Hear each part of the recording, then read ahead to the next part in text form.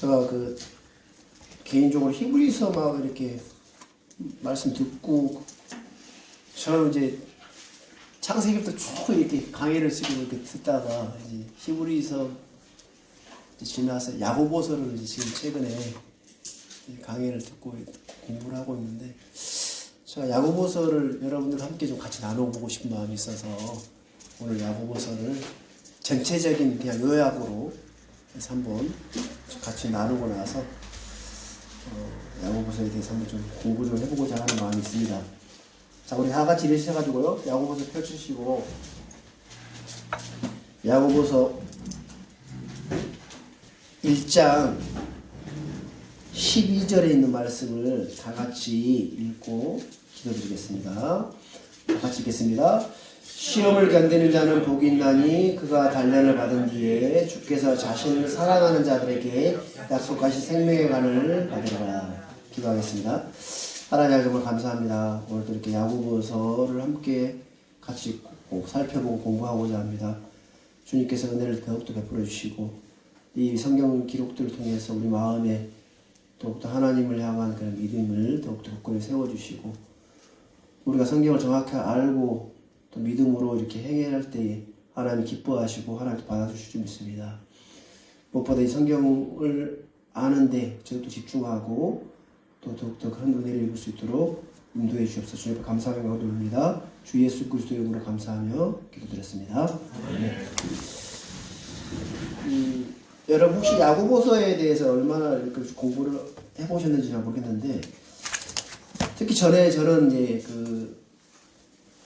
히브리서 말씀을 저는 개인적으로 믿음으로 받아들여서 구원을 받았어요.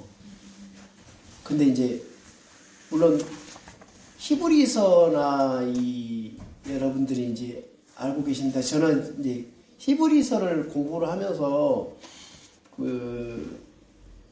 전에는 이제 이런 대상에 대해서나 이 성경의 어떤 누구에게 대상, 이걸 누구에게 이렇게 기록이 되냐, 누구에게 이야기하고 말씀하고 있는지에 대해서 뭐 상관없이 그렇게 모든 말씀을 내게 주신 말씀이다라고 이렇게 믿음으로 받아들여 그렇게 이제 해왔었고 그랬었는데, 이제 바르게 이제 나누어 공부를 하다 보면서 물론 이제 모든 성경은 우리 구원받은 그리스도인들에게 그리스도인을 위해서 기록된 건 사실입니다.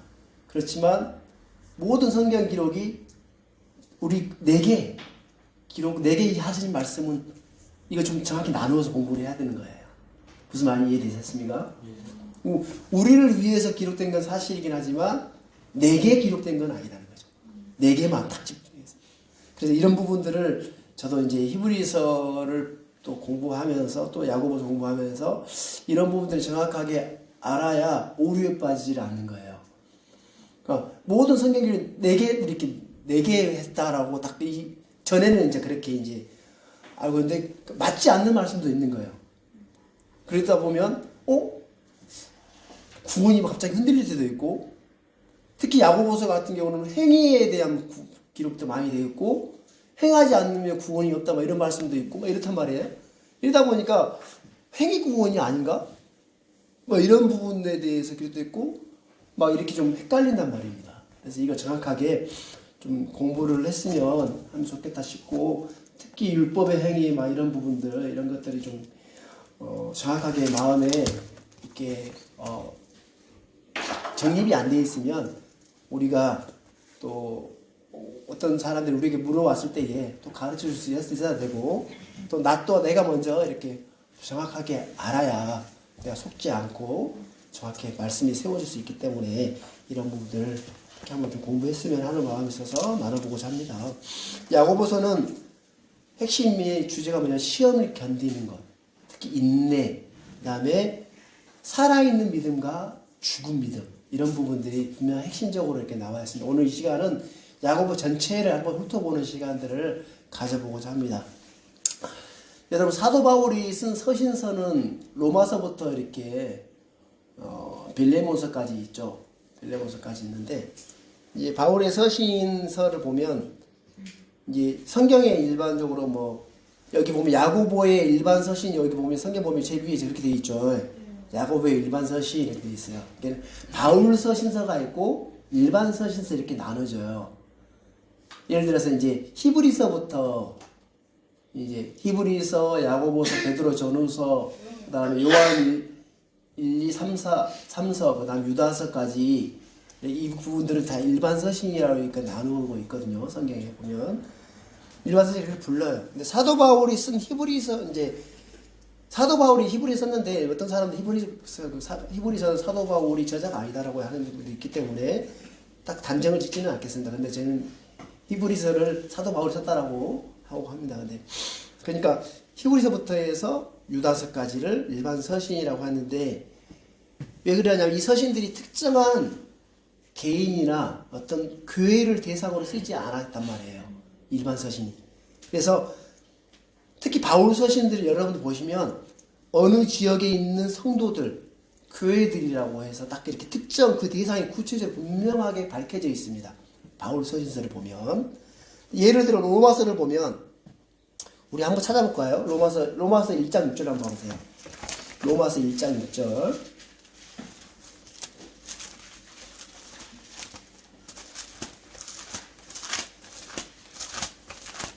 로마서 1장 6절을 보시면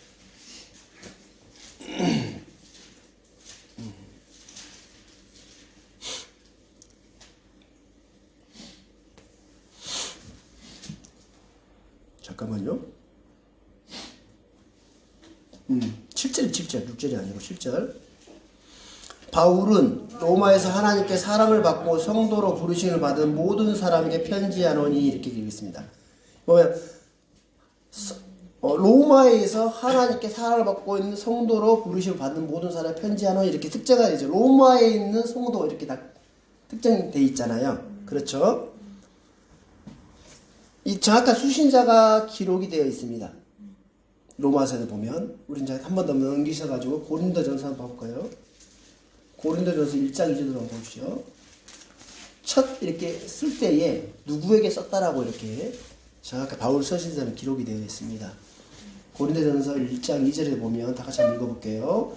고린도에 있는 하나님의 교회 곧 그리스도 예수님 안에서 거룩히 구별되고 성도로 부르심 받은 자들과 또 각처에서 예수 그리스도 우리 주 곧 그들과 우리 주 되신 분의 이름을 부르는 모든 자들에게 편지하니라고 말합니다. 그렇죠? 어느 성경을 펴도 바울 서신서를 보면 수신자를 그렇게 아는 것이 어렵지가 않아요. 누구누구에다 편지하노냐 하면서 이렇게 기록이 되어져 있기 때문에. 그렇죠? 하나 더 볼까요? 우리 골로새서도 한번 넘어가 보겠습니다. 골로새서 1장 2절에 보시면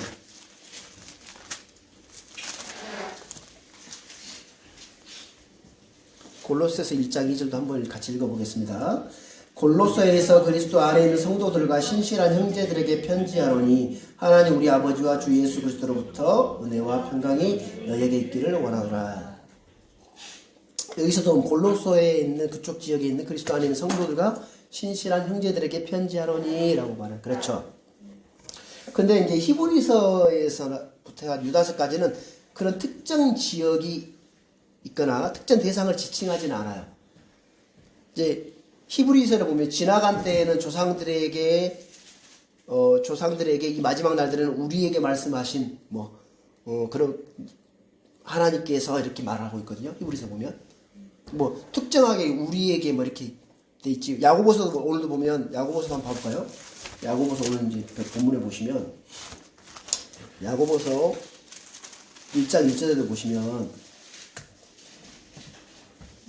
하나님과 주 예수 그리스도의 종 야고보는 널리 흩어져 있는 12지파에게 인사하노라. 널리 흩어져 있는 어느 지역이 아닌 널리 이렇게 흩어져 있는 12지파에게 인사하노라 하면서 히브리서와 이 야고보의 대상은 딱 정해져 있어요. 보면 뭐라고 돼 있죠? 12지파라고 그래요. 그렇죠. 근데 히브리서와 야고보의 대상은 어느 지역교회나 어느 개개인의 성도가 아님을 알 수가 있죠.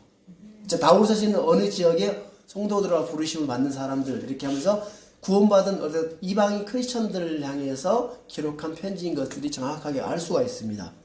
그렇죠. 근데 야고보는 특히 보면 유대인들이 뭐 널리 흩어져 있는 유대인도 있지만 예루살렘에 있는 유대인도 있을 거 아니에요. 예루살렘에 거하고 있는 유대인도 있을 텐데 예루살렘에 있는 유대인이라 널리 뿔뿔이 흩어져 있는 12지파에게 뭐라나 이 편지를 쓴다라고 이렇게 시작하고 있어요. 그래서 여기 널리 뿔뿔이 흩어져 있는 12지파는 이스라엘 사람들을 말하고 있습니다. 이스라엘 사람. 아시겠어요? 야, 여기 바벨론 포로기 이후에 지중해 우리 이스라엘 바다가 지중해잖아요. 지중해 연안뿐만 아니라 팔레스타인, 유럽, 아프리카, 아시아로 널리 뿔뿔이 흩어졌어요. 유대인들이. 바벨론 포로기 이후에. 그래서 어떤 이방인 크리스천 널리 흩어진 12지파에 해당하지 않습니다. 그렇죠? 이방인 크리스천 12지파에 해당됩니까? 해당되지 않아요. 그래서 12지파라는 이 표현은 정확하게 히브리인들을 지칭하는 말인 걸 알 수가 있습니다. 이 부분들 여러분 놓치시면 안 돼요. 아시겠죠? 신약교회나 크리스천들이나 영적 유대인들을 지칭하는 말이 아니라는 거야. 특히 여러분 우리가 영적 유대인이라 이런 말 많이 들어보셨어요? 그래요 안 그래요? 그런 말 들었죠? 자 여러분 이 부분 정확히 좀 아셔야 되는 게 뭐냐면 이 성경에도 하나님의 교회 이렇게 라고 기록이 되어 있어요. 그러니까는 이 시대에 어떤 성경적으로 하면 유대인, 이방인, 하나님의 교회 이렇게 세 부류가 되어 있어요. 성경에 기록이 되어 있으면. 지금 신약 시대에 뭐라고요? 유대인, 이방인, 하나님의 교회. 자 그래. 근데 또 이 하나님의 교회를 또 세분하게 나누게 될 때에 어떻게 성경에 기록이 되어 있냐면 이방인들로부터 이방인이면서 예수 그리스도를 믿는 이방인. 그러니까 이방인, 유대인, 이방인, 하나님의 교회인데 하나님의 교회는 이 이방인들 중에서 주 예수 그리스도를 믿는 사람 플러스 유대인에서 주 예수 그리스도를 믿는 사람을 통틀어서 플러스 한 게 하나님의 교회라고 기록이 되어 있단 말입니다. 그러면 영적 유대인이라고 분명하게 이야기하고 있는 사람은 뭐라고 누구를 지칭하냐면 유대인이면서 주 예수 그리스도를 믿는 사람을 영적 유대인이라고 할 수가 있어요. 무슨 말인지 아시겠지만 거듭난 영을 가진 유대인. 그러니까 대부분 요즘 그리스도 이제 교회에서 우리가 영적 유대인이다 이렇게 하면서 유대인 이제 물론 옛날에 이제 AD 70년 이후에 이스라엘들이 뿔뿔이 다 흩어버렸잖아요. 나라가 사라져버렸어요. 그래서 이제 실제로 성경 기록에는 이스라엘이 있는데 나라가 없어. 실제로 현재 존재하고 있는 나라가 없기 때문에 이제 카톨릭 이쪽에서 시작했는 게 이제 우리가 영적 유대인이라면서 이 유대인들이 이스라엘에게 주신 모든 복이 우리 교회에게 줬다라고 하면서 우리가 영적 유대인이다 이렇게 이제 쭉 내려오다 보니까 그게 잘못돼가지고 막 우리가 영적 유대인이라면서 유대인들에게 대한 복들을 막 우리 교회가 다 이렇게 차지한 것처럼 그게 잘못 오류가 생겼단 말입니다. 이 부분을 여러분들 정확하게 아셔야 돼요. 영적 유대인은 누구다? 지금 이 시대에 소수의 남은 자들이에요. 소수의 남은 자. 소수의 남은 자들은 유대인들에게만 호칭합니다. 소수의 남은 자. 유대인들이 각 시대마다 소수의 남은 자가 있다고 하는데 이 시대에도 소수의 남은 자가 있는데 그들은 이스라엘, 유대인들 중에 예수님을 주로 받아들이는 사람들, 이 사람들의 소수의 남은 자라고 하는데 이 영적 유대인이라는 무슨 말인지 아시겠죠? 이해가 되시죠? 그래서 이 마태복음 19장 28절에 한번 찾아볼까요? 마태복음 19장 28. 예수님도 그 제자들에게 이렇게 이야기하고 있습니다. 마태복음 19장 28절. 19장 28절 다 같이 읽어보겠습니다. 예수님께서 그들에게 이르시되 진실로 내가 너에게 이르노니 다시 나게 하는 때 곧 사람의 아들이 자기의 영광의 왕좌에 앉을 때에 나를 따른 너희도 12왕좌에 앉아 이스라엘의 12지파를 재판하리라. 자, 이스라엘 12지파 이렇게 나와요. 그렇죠? 이스라엘의 12지파로 말씀하심으로써 이 12지파는 이방인 크리스천과 관계가 있다 없다? 없다. 분명히 있어요. 그렇죠? 이스라엘 12아들이 이스라엘 민족을 12지파로 이루고 있고 연방국가로 이룬다. 이스라엘은 지금의 어디처럼? 미국처럼. 미국도 연방국가잖아요. 그죠? 그와 같은 거예요. 구약의 이스라엘 그 이름 바뀌었던 그 야곱이 죽기 전에 그 자식들 12아들에게 대해 말하고 축복을 해요. 축복을 했는데 그래서 창세기 49장 28절에도 이 12아들을 향해서 이들이 다 이스라엘의 12지파니라 라고 이렇게 말하고 있거든요. 야곱이. 그래서 또 모세가 주의 제단을 쌓고 이렇게 하나님 앞에 이렇게 제단을 쌓고 이스라엘 12지파대로 12기둥을 세웠다라고 나와 있어요. 성경에도. 그래서 이스라엘 12지파, 이스라엘 12지파 하면 모든 유대인, 이스라엘 사람들을 지칭하는 그냥 간용어라고 볼 수 있어요. 성경에. 아시겠습니까? 사도 바울도 이 말을 하고 있어요. 사도 바울이 아그리빠 왕 앞에서 복음을 전할 때에 이렇게 전하고 있거든요. 우리 사도행전 한번 찾아볼게요. 사도행전. 이 이스라엘 12지파가 뭘 의미하고 있는지에 대해서 한번 정확하게 여러분들이 기록 통해서 보시라고 한번 찾아보는 겁니다. 사도행전 26장 7절 봐보시겠습니다.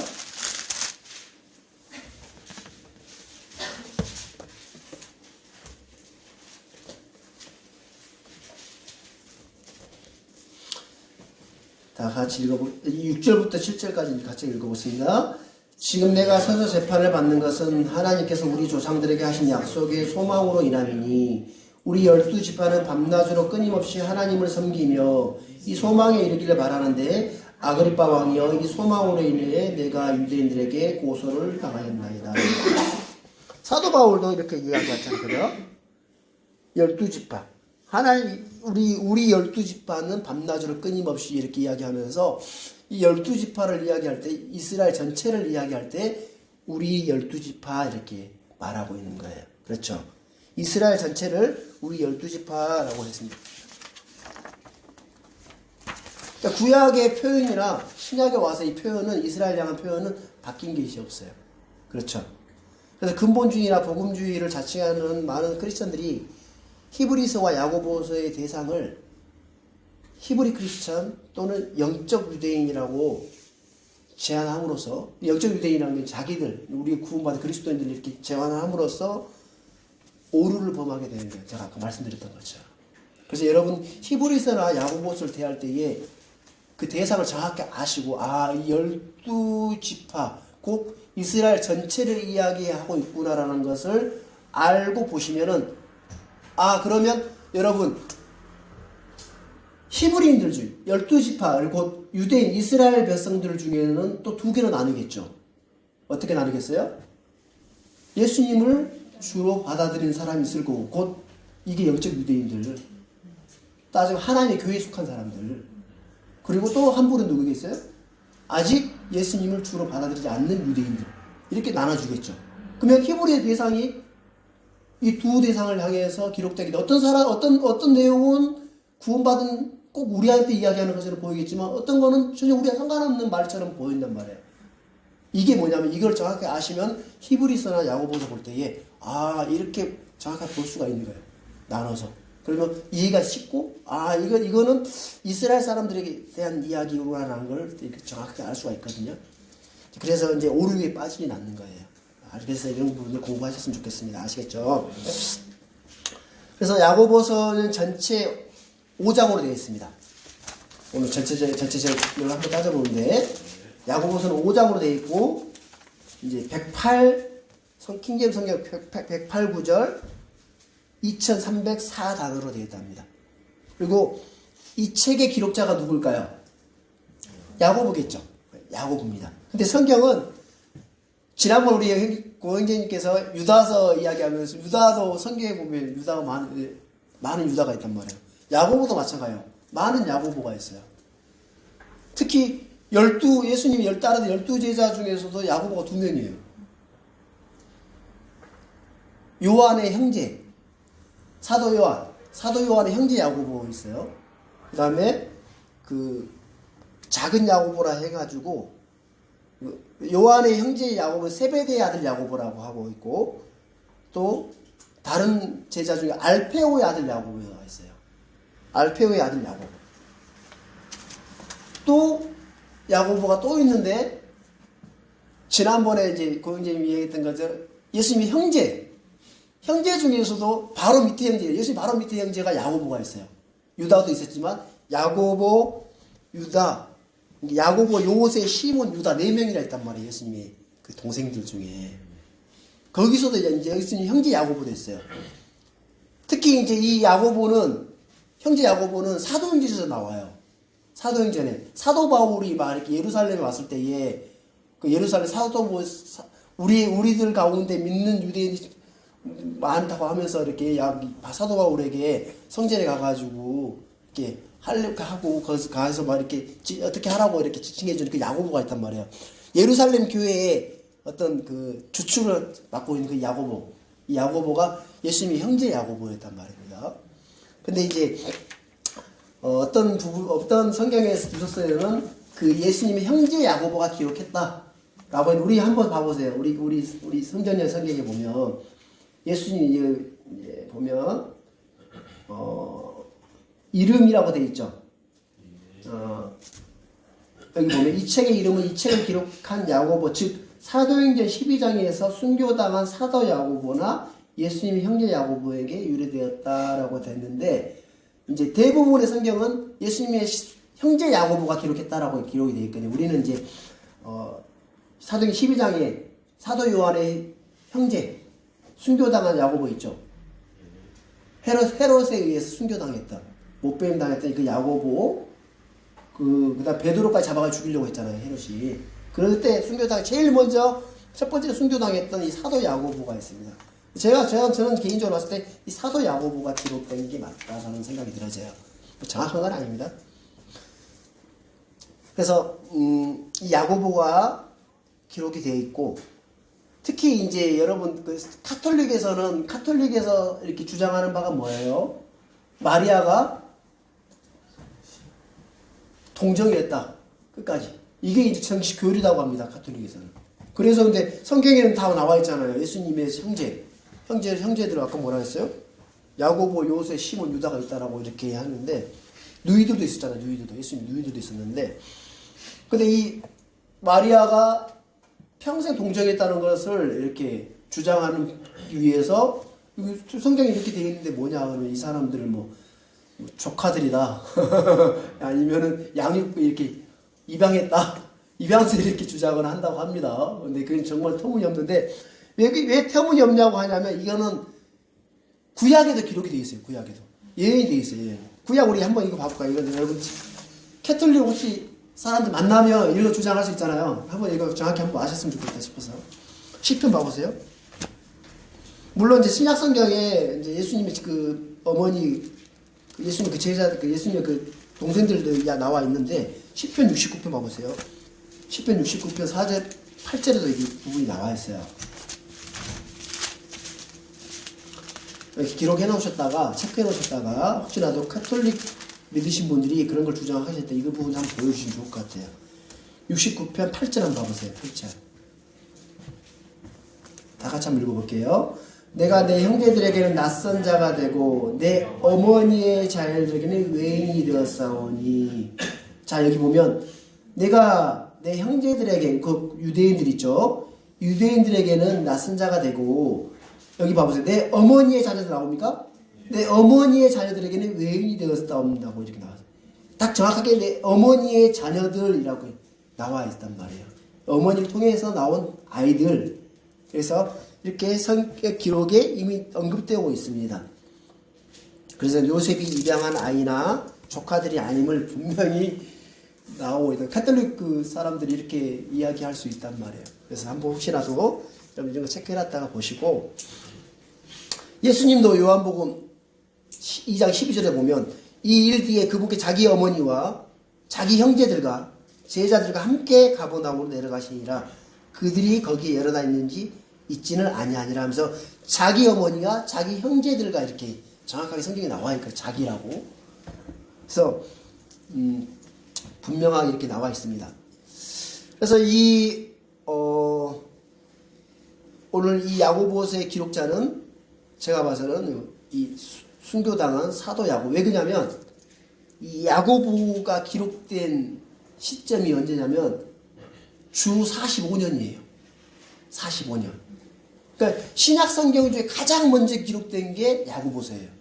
여러분 기본적으로 아십시오. 신약 성경 중에 가장 먼저 기록된 게 야고보서이고 복음서 중에 가장 먼저 기록된 게 뭘까요? 아시는 분 말해도 됩니다.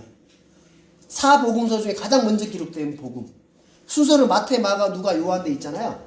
근데 사복음서 중에 가장 먼저 기록된 복음서는 마가복음입니다. 마가복음.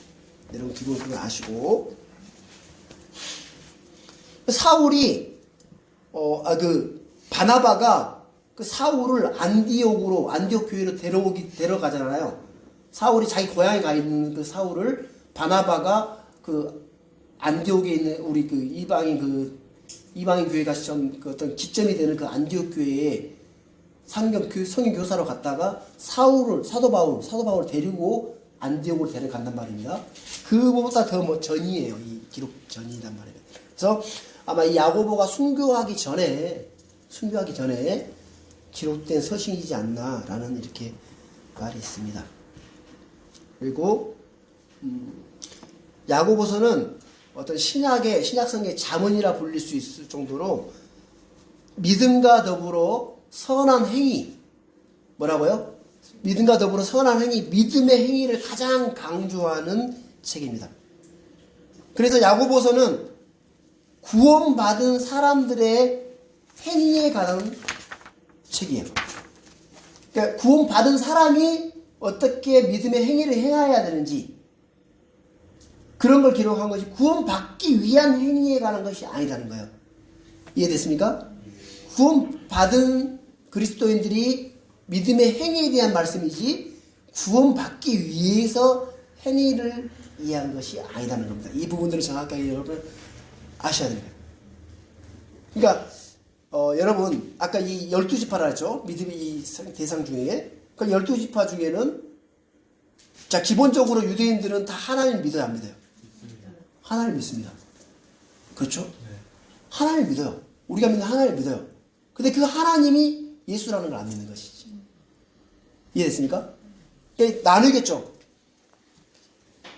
두 부류로 나눠요. 그러니까 기본적인 이 이스라엘 12지파, 이스라엘 유대인들에게 복음을 전할 때에 이방인들에게 복음을 전하는 방식과 좀 달라요. 여러분 사도행전을 보시면, 그러니까 좀 이 기록 어떻게 뭐 예를 들어서 이제 이 기본적으로 하나님을 믿고 성령님을 믿어요. 유대인들은 기본적으로 성령이 있다는 걸 믿고, 다만 그 시대에 그 2000년 예수님이 그 당시에 이 예수가 자기들이 기록되어 있던 구약성에도 기록된 그 메시아라는 걸 믿는 사람과 메시아는 아직 안 왔다라고 믿는 사람인 거예요. 두 부류가 있는 거예요. 아시겠습니까? 그래서 기본적으로 믿음이 있다라고 보고 기록이 되는 거예요. 그러니까 유대인들은 그러니까 우리가 좀 생각하는 그런 믿음과 좀 다른 믿음인 것이죠. 그래서 이 구원받은 그 사람들의 믿음의 행위를 기록한 것이지 구원받기 위해서 행한 것이 아니에요. 그래서 어찌 보면 유대인들이 이중성이 있죠. 어찌 보면 이중성을 깔고 얘기해요. 모든 사람들은 하나님 믿지만 모든 유대인들이 다 예수를 믿는 건 아니다는 거예요. 그래서 모든 사람들이 메시아를 믿어요. 구약에 있던 메시아를 믿는데 메시아가 이미 왔다라고 믿는 사람이 있고 아직 오지 않았다고 믿는 사람이 있고, 그 메시아가 예수라고 믿는 사람이 있고 그 메시아는 예수가 아니다라고 믿는 사람이에요. 이해되십니까? 그런데 모두 전체적으로 따지면 하나님 믿는 거는 다 믿는 거예요. 그래서 어찌 보면 이 야고보서가 믿는 유대인을 대상으로 하지만 다 믿음이 있다라는 그런 전제 하에 기록된 글이라고 생각을 하시고 보시면 좀 이해가 더 쉬울 거예요. 아시겠습니까? 그래서 바울 서신은 철저히 이방인 크리스천들을 향하여서 기록이 되어 있고, 교회 서신이라면 야고보서는 12지파의 유대인 히브리인 대상으로 하고 있습니다. 이 부분을 정확하게 놓치시면 안 되고, 바울 서신이 은혜로 의롭게 된다라고 말할 때에 야고보는 행위로 의롭게 된다라고 이야기를 하고 있어요. 이제 이러면 여러분 헷갈리겠죠. 뭐가 좀 대척점이잖아요. 그래서 이 야고보가 말하는 행위는 뭐냐면 다 믿는 사람들이에요. 12지파 믿음을 산 사람을 기준으로 하고 있기 때문에 믿음의 행위를 이야기하고 있는 겁니다. 아시겠습니까? 그러니까 죽은 행위나 육신의 행위나 율법의 행위로는 아무도 의롭게 될 수 있어요? 없어요? 없어요. 그래서 바울 서신과 야고보서가 이 둘이 모순을 이루는 것이 아니라 조화를 이루고 있다는 걸 볼 수가 있습니다. 예를 들어서 여러분 영이 떠나면 몸이 죽어요, 안 죽어요? 죽죠. 몸 안에 영이 있어야 살아있는 거잖아요. 그렇죠? 최소한 여러분 죽음이라면 심장이 움직여야 되는 거예요. 뛰어야 되는 거예요. 그렇죠? 이게 살아있는 거란 말입니다.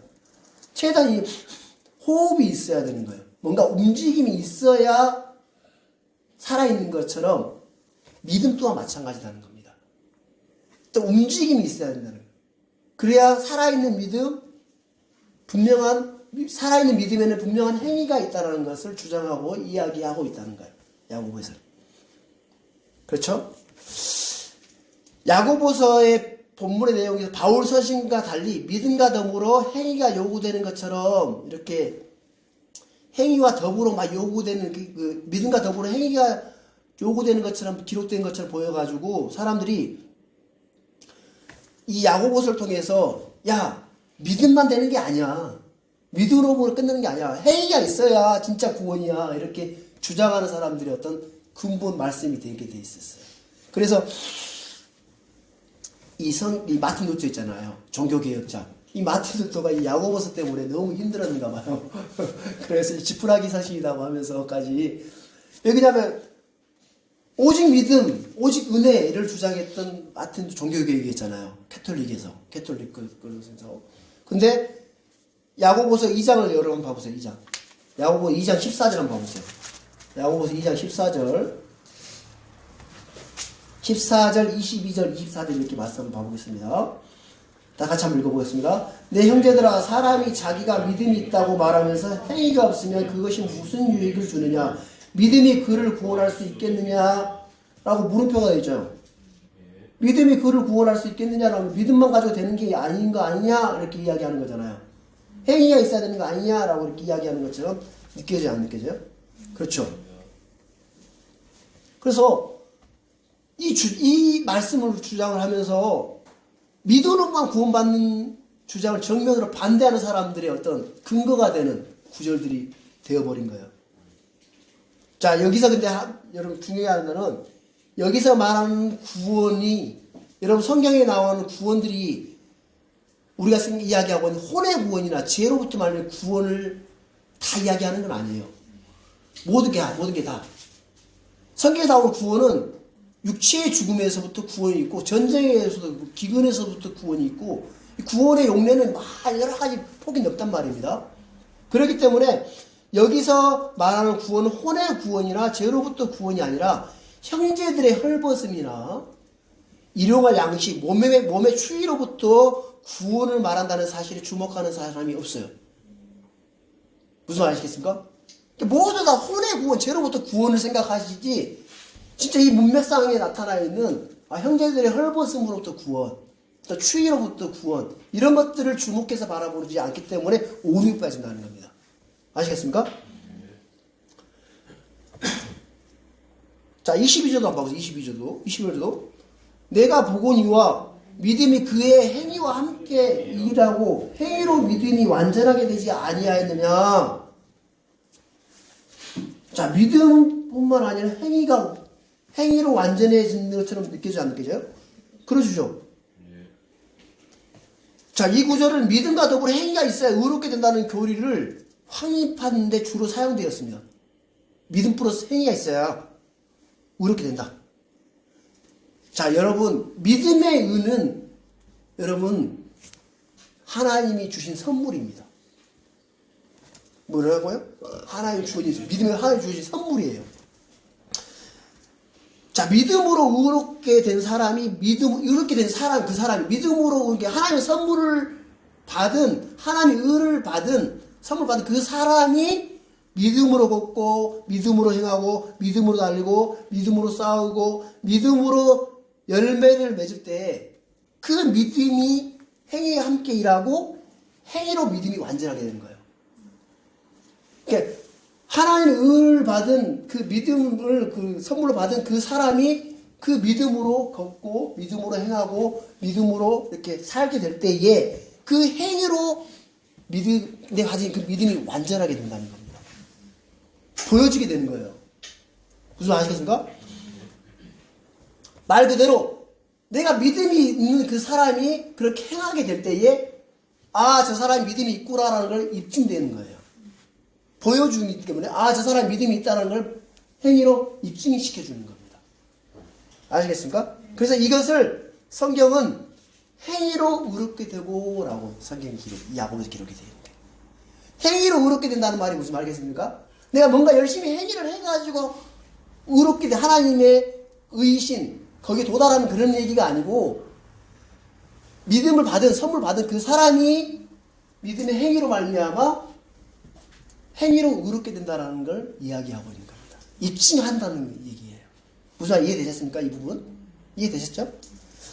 사람이 행위로 의롭게 되고 단지 믿음으로만 되지 아니하니라는 말씀은 혼의 구원이나 그리스도 이해에 대한 것이 아니라 믿는 이미 믿은 성도들에 관한 이야기다라는 것을 여러분 아셔야 되는 거예요. 근데 이걸 이제 대상이 정확하게 그 믿음을 이미 이 야고보서는 이미 다 믿음이 있다라는 전제 하에 기록됐다는 걸 모르고 하면 이제 막 행위로 이제 혼의 구원을 받아야 된다. 믿음만 되는 게 아니다. 이렇게 가버리는 거예요. 이해되셨죠? 자, 우리가 전체 장을 간략하게 한번 이렇게 해보면, 간략하게 나눠보면, 여러분 이제 성경에다가 이렇게 기록해 놓으시면 좀 편할 수도 있습니다. 1장은 야고 1장 5장까지 있는데 1장은 믿음의 단련입니다. 믿음의 단련. 자, 1장 2절도 있고 12절에 있고 27절에 있는데 1장 2절에 보면 내용자를 너희가 여러 가지 시험에 빠질 때 그것을 다 기쁨으로 여기라. 12절에 보시면 시험을 견디는 자는 복이 있나니 그가 단련을 받은 뒤에 주께 자신을 사랑하는 자들에게 약속하신 생명을 받으리라. 27절에 보시면 하나님 곧 아버지 앞에 순수하고 더럽지 않은 신앙이 이것이니 즉 고난 중에 있는 아버지 없는 자들과 가부들을 돌아보고 세상으로부터 자기를 지켜 더럽히지 아니하는 것이니라. 이런 거에서 생명의 간을 받는다. 시험을 견디는 복은 생명의 간을 받는 것이다. 이렇게 이야기하면서 1장의 어떤 주제는 믿음의 단련. 자, 2장은 믿음은 행위로 입증되는 것이다. 뭐라고요? 믿음은 행위로 입증되는 것이다. 17절에 보시면 이와 같이 믿음도 행위가 없으면 그것만으로 죽은 것이니라.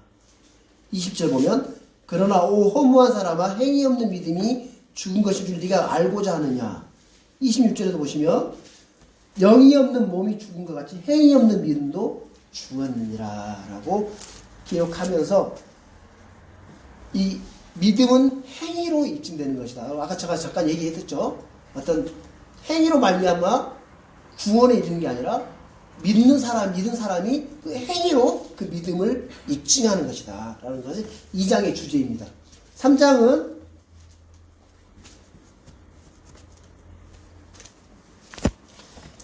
믿음의 행위란 증거가 있다는 것이에요. 증거가.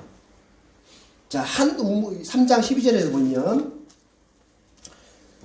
내 형제들, 잠깐만요. 3장 12절에 보면, 내 형제들아 무화과나무가 올리브 열매를 맺을 수 있느냐? 혹은 포도나무가 무화과를 맺을 수 있느냐? 그와 같이 어떤 샘도 짠물과 민물 둘을 낼 수 없느니라.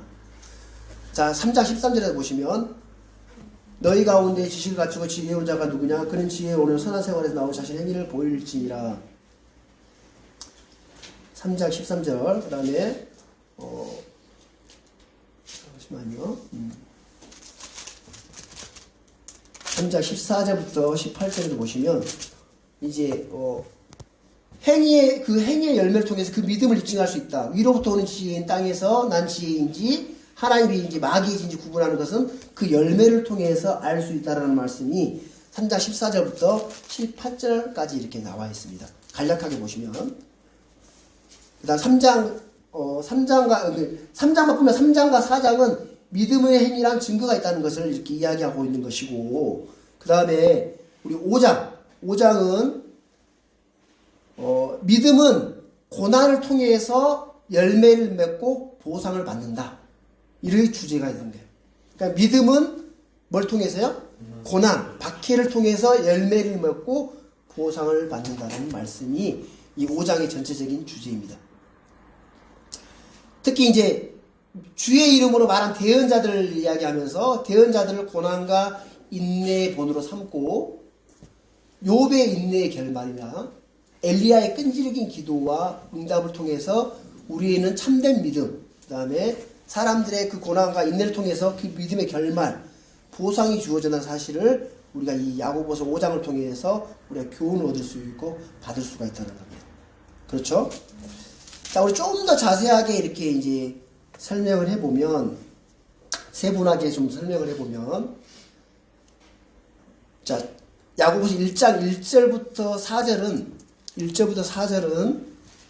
어떤 시험의 목적을 이야기하고 있습니다. 시험의 목적.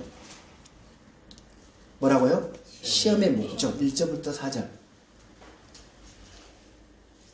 시험의 목적에 대해서 기록하고 있고, 5절부터 12절에 보면 시험의 때에 필요한 지혜를 이야기하고 있거든요.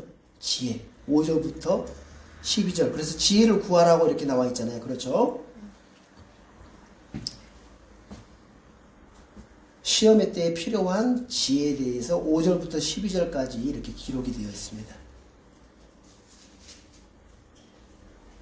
그래서 우리가 시험이 내게 왔을 때에 시험을 견디고 이기기 위해서 우리가 구해야 할 것은 뭐냐면 하나님으로부터 온 그 지혜를 구해야 된다는 겁니다.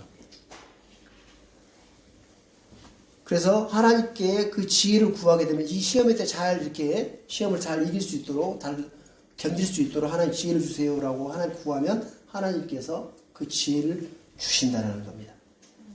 아시겠죠? 구하지 않으면 얻을 수 있어요? 없어요? 없어요. 자, 그리고 1장 12절부터 27절까지는 시험을 견디는 자는 복이 있고 말씀을 듣고 행하는 자는 복을 받을 것이라고 합니다. 그렇죠?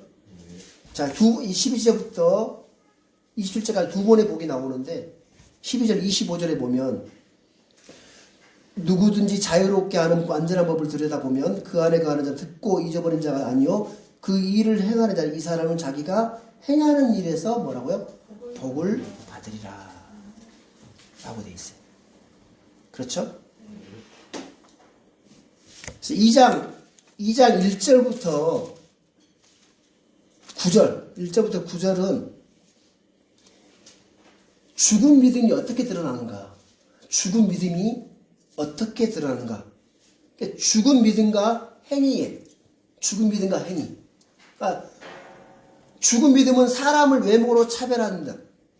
죽은 믿음의 소유자들은 형제들이 서로 간에 차별하고 악한 생각을 판단한다는 거예요. 그러니까 죽은 믿음을 가진 사람은 가난한 자를 업신여기고 또 사람들의 외모로 중시한다는 거예요. 그건 죽은 믿음의 소유자라고 성경에 2장 1절부터 9절까지 기록이 되어 있습니다. 그래서 사람의 외모를 중시하는 것이 곧 죄고 범법이다라고 성경이 기록하고 있는 거예요. 2장 9절에도 봐보십시오. 너희가 사람들의 외모를 중시하면 죄를 범하고 율법에 의해 범법자로 확정되리라 라고 하면서 죽은 믿음이 어떻게 드러나는가에 대해서 2장 1절부터 9절에 대해서 이렇게 죽은 믿음이 어떻게 드러나는가에 대해서 이렇게 사람 외모를 중시하는 이런 부분들을 기록이 되어 있어요. 2장 10절부터 13절은 그 죽은 믿음의 행위와 심판에 대해서 기록이 되어 있습니다.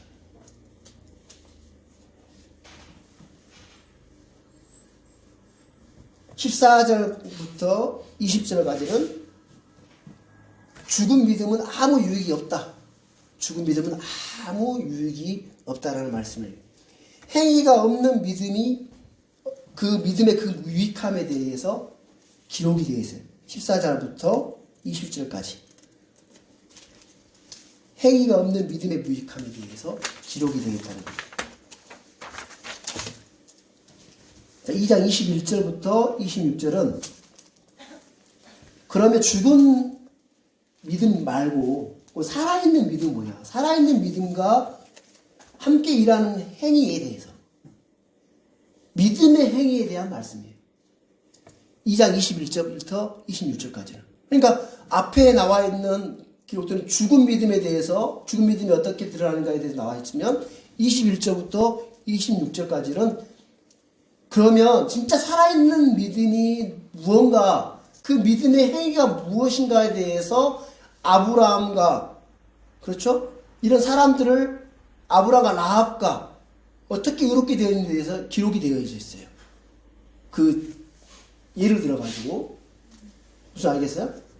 믿음은 그의 행위와 함께 일하고 행위로 믿음이 완전하게 된다고 하면서 그 아브라함이 하나님 믿었어요? 안 믿었어요?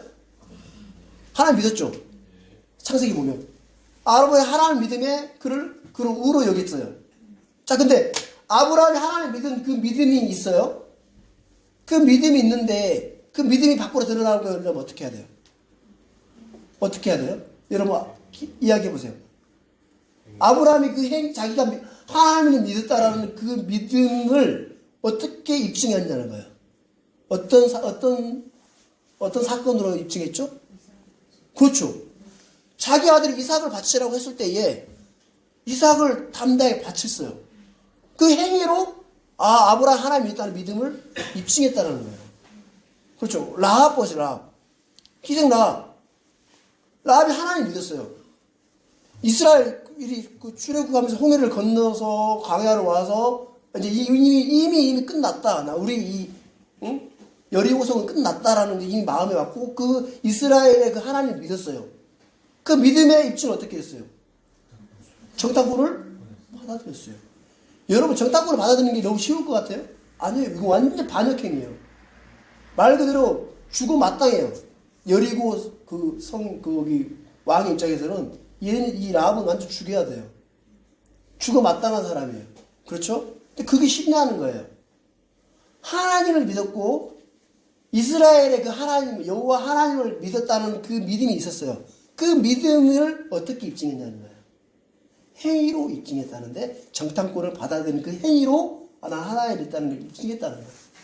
그걸 이제 예를 들어서 실제로 살아있는 믿음이 무엇인지에 대해서 기록하고 있는 거예요. 그래 우리가 이럴 때 내가 믿음이 있다라고 하면서 행위가 없으면 내 믿음에 대해서 어떻게 입증해 줄 수 있냐는 겁니다. 그래서 이 부분들에 대해서 살아있는 믿음이 무엇인지에 대해서 정확하게 21절부터 26절 아브라함과 라합을 통해서 믿음의 행위로 의롭게 된 사실을 이야기하고 있는 겁니다. 이건 행위로 구원받았다고 이게 아니고 이미 믿었어요. 하나님 믿었는데 그 믿음을 어떻게 입증했냐라는 말씀이라는 겁니다. 아시겠습니까? 네. 그래서 야고보서만큼 믿음의 행위, 믿음을 강조하는 성경이 없어요. 오히려 사도 바울 서신서가 행위를 더 강조해요. 뭐 행위를 강조하는데 믿음을 강조하지 않는다는 얘기가 아니고 어떤 중점이 뭘 하라 말이에요. 하지 마라. 근데 이 행위를 되게 야고보 행위를 강조하는 것처럼 보이지만 믿음을 더욱더 강조하고 있는 부분을 볼 수가 있다는 겁니다. 믿음의 행위에 대한. 아시겠습니까? 근데 겉으로 보면 막 행위를 요구하고 있고 막 믿음을 얻기 위해서 행위가 있어야 되는 것처럼 이렇게 느껴질 수 있겠지만 그게 아니라는 거예요. 이미 믿은 사람들이 어떻게 그 믿음을 입증할 수 있느냐라는 부분들을 성경을 통해서 이야기하고 있답니다. 아시겠습니까?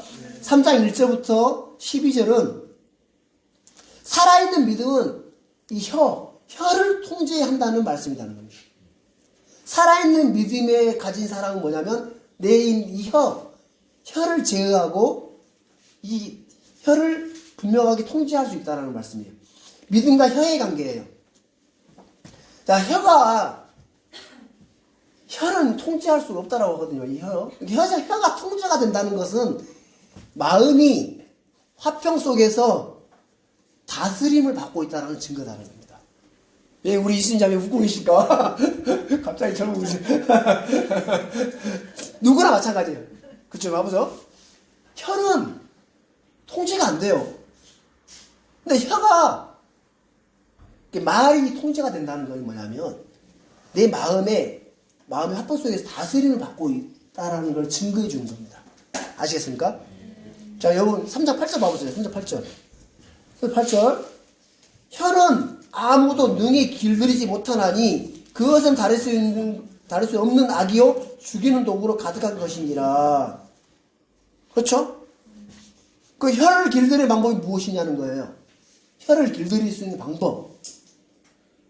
은혜의 통치를 받고 하나님의 화평을 마음에 하나님의 그 화평이 마음을 다스리면 된다는 겁니다. 아시겠습니까?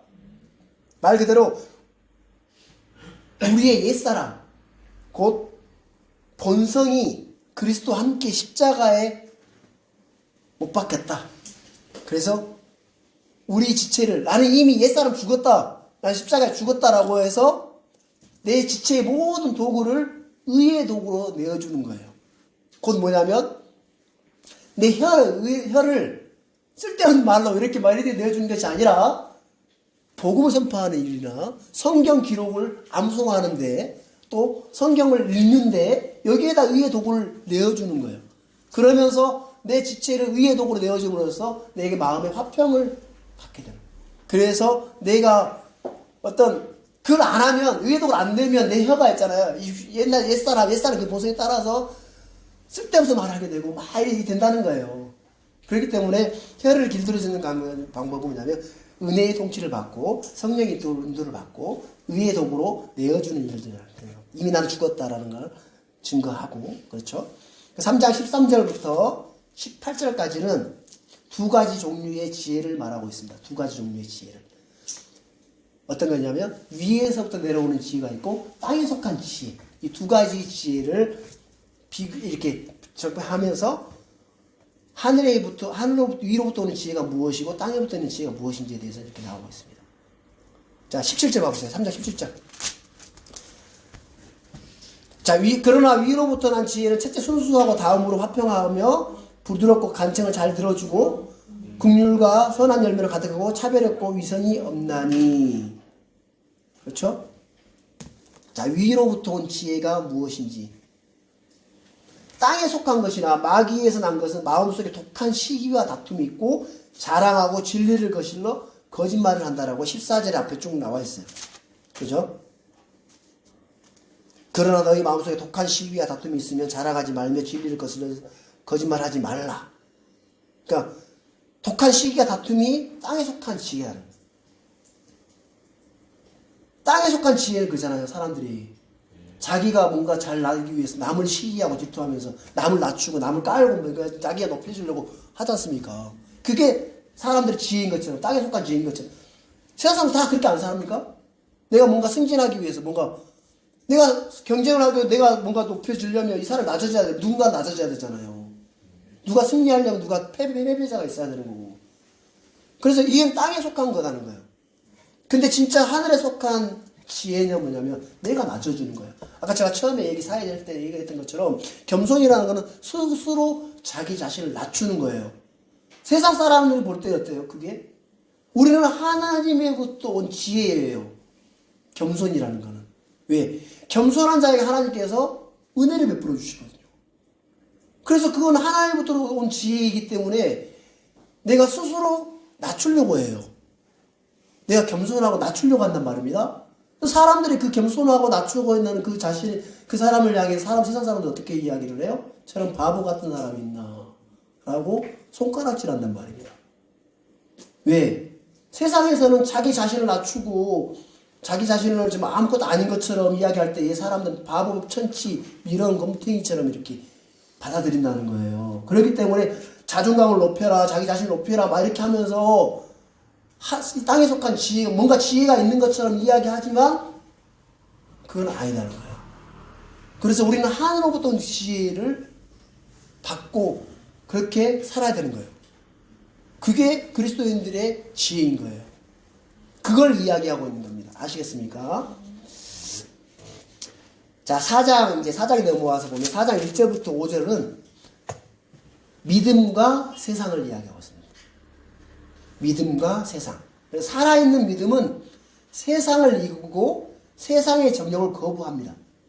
그래서 그와 반대로 죽은 믿음은 세상과 친구가 되므로 하나님과 원수가 된다라고 이야기하고 있어요. 4절에 보면 그렇죠? 너희 가늠하는 남자들, 가늠하는 여자들아, 세상과 친구가 되는 것이 하나님과 원수되는 것인 줄 너희가 알지 못하느냐. 그러므로 누구든지 세상의 친구가 되고자 하는 자는 하나님의 원수가 되느니라 라고 이야기하고 있습니다. 자, 기도를 해도 정욕을 쓰려고 잘못 구하면 기도 응답이 없다라고 해요. 첫 번째, 기도 응답을 받으려면 기도를 해야 되겠죠. 하나님 구해야 되겠죠. 그래도 기도했는데 기도 응답이 없으면 내가 혹시 이 기도가 내 정욕을 위해서 구하고 있는 게 아닌가라고 돌아봐야 되는 거예요. 아시겠습니까? 하나님 뜻대로 구하는 기도는 하나님께서 응답하십니다. 100% 응답하고 있고. 모든 사람들이 하나님을 앞에 구원받는 게 하나님 뜻이 아니에요? 뜻이죠. 그렇죠. 우리 신영자매님 강주 어머니 이렇게 케어 때문에 가 계시는데 우리가 늘 교회가 기도하고 있잖아요. 특히 우리 형제자매들, 가족들, 아직 예수님을 주로 받아들이지 않는 가족들, 친지들 정말 구원받게 되기를 간절히 구합니다. 그 구하게 되는 근본 말씀이 뭐냐면 하나님 모든 사람들이 구원받기를 뜻하시고 하나님 뜻이다는 거예요. 이게 하나님 뜻이기 때문에 내가 기도하면 100% 응답돼야 안 돼요. 응답됩니다. 여러분 믿음으로 구하는 기도는 응답됩니다. 그래서 우리 늘 기도하고 있잖아요. 그래서 정말 하나님 앞에 정말 구원받고 서게 되기를 간절히 구하잖아요. 가족도 특히. 그래서 그 믿음의 기도, 내가 기도하는 기도가 정말 믿음의 기도인지도 확인하고 내가 혹 잘못된 전문 용어를 쓰기 위해 잘못된 기도인가 확인해보는 그런 시간도 갖고 있으면 좋겠습니다. 자, 4장 6절부터 10절은 믿음과 겸손입니다. 뭐라고요? 믿음과 겸손. 살아있는 믿음의 소유자는 겸손한 사람입니다. 하나님께서 그런 사람에게 은혜를 베풀어 주십니다. 자, 쭉 계속 얘기했죠. 주의 눈앞에서 스스로 뭐라고요? 스스로 겸손한 자는 하나님께서 높이십니다. 하나님 저를 낮춰주세요 그러면 안 됩니다. 무슨 일이 일어날지 몰라요. 제가 스스로 낮출 수가 없습니다. 저를 좀 낮춰주세요. 여러분 그거 감당 못합니다. 잘 하셔야 됩니다. 스스로 낮추라는 거예요. 스스로 낮추는 그 사람에게 은혜를 베풀어 주십니다. 4장 11절 12절은 믿음과 악한 말의 관계입니다. 믿음과 악한 말. 형제를 비방하고 판단하는 자는 율법을 판단하는 자이다 하면서 믿음과 악한 말에 대한 부분들을 4장 11절 12절에 기록되어 있습니다. 13절부터 17절에 있는 말씀은 믿음과 인생을 이야기하고 있습니다. 믿음과 인생. 현 세상과 우리의 이 세상의 삶은 잠깐 보이다가 사라지는 수증기와 같다라고 합니다. 그렇죠? 여러분 70년 80년 요즘에 100세까지 산다고 하지만 여러분 솔직히 저도 지금 50살이거든요. 딱 100세까지 산다고 딱 절반 살았다고 생각합시다. 어찌 보면 이제 80세를 하면 이미 절반 넘었죠. 정말 금방인 것 같아요. 잠깐이에요, 잠깐. 눈 깜짝하세요. 이제 내가 죽을 때가 되니까. 언제 죽을지 모릅니다만은. 그러니까 잠깐이고 아주 잠깐 보이다 사라지는 수증기와 같다는 겁니다. 제가 요즘 많이 느끼고 이제 한 세대는 가고 다음 세대가 온다는 느낌이 지금 제 나이대인 것 같습니다. 저희 이제 아버지 때 이제 한 세대, 앞선 세대가 이제 한 명씩 다 돌아가시고 저희 작은아버지 한 분 계시거든요. 한 분 계시고. 앞세대가 이제 가고 이제 우리 세대가 내가 지금 제가 어렸을 때의 그 작은아버지들이나 아버지나 40대, 50대 때를 기억해봐요. 그때의 생각을 좀 떠올려주게 되더라고요. 내가 그 나이 되니까. 아 그때 아버지하고 이랬었지 이런 나이였지 이런 마음이었겠지라고 생각을 해보는데 지금 이제 우리 세대도 이제 곧 저물어 가고 이제 다음 세대 우리 자녀들 세대가 이제 온단 말입니다. 이런 걸 지금 많이 느끼는 거예요. 아 정말 잠깐 있다가 수증기 왔다는 이 말씀이 진리구나 라는 말씀이 어렸을 때는 몰랐습니다. 어렸을 때 이 말씀이 이런 이야기들이 제게는 몰랐어요. 옛날에 어른들이 그런 얘기를 했어요. 저도 교회에서도 그렇고 야, 눈 좋을 때 성경 많이 읽어라 이런 많이 읽었어. 책 많이 읽어라는 말씀 들었어요 안 들었어요? 그 많이 들었죠. 그때는 여러분 이해됐어요? 이해 안 됐죠? 아이고 이런 생생한 눈 생생한데 뭘 그런 얘기를 한답니까? 라고 속으로 겉으로 얘기하고 지금 와서 이해가 돼요. 안 보여요. 진주에서. 그때 왜 어른들이 그런 얘기를 했는지를 이제 아는 거예요. 벌써 얼마 안 돼서 내가 그 세대가 됐더라고요. 그만큼 빨리 지나가 버리고 이 땅의 삶이 금방이라는 겁니다. 그래서 우리가 이 땅의 삶이 끝이 아니라 하늘이 그 다음 세대가 세상이 있잖아요.